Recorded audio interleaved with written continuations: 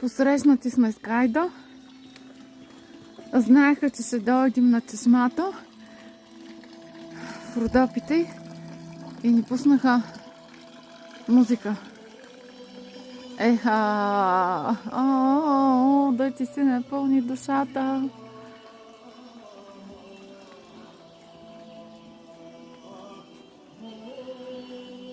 Еха!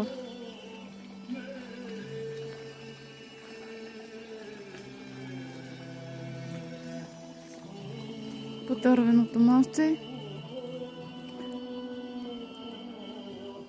към къщичката, дървената беседка на буковите дървета.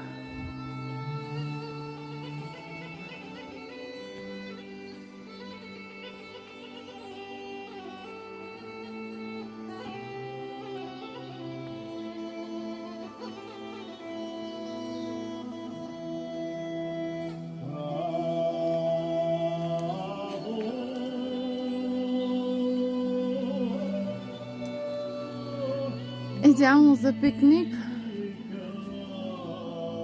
сред природата.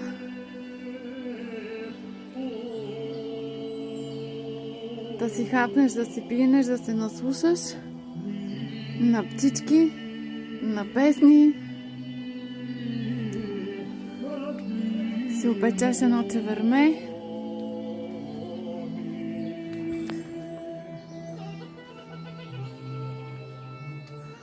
Има всички условия. Има и кладенче, бунарче за вода. И една гъбка за нужди.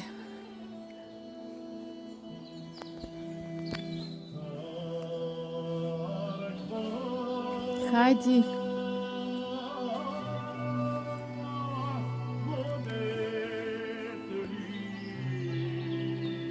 Приятна събота и неделя на всички!